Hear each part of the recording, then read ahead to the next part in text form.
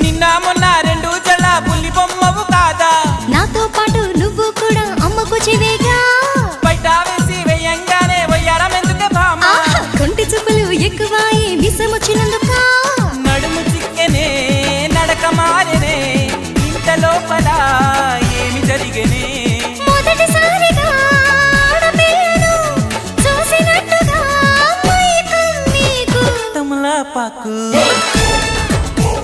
మమ్మల్ని సొక్కు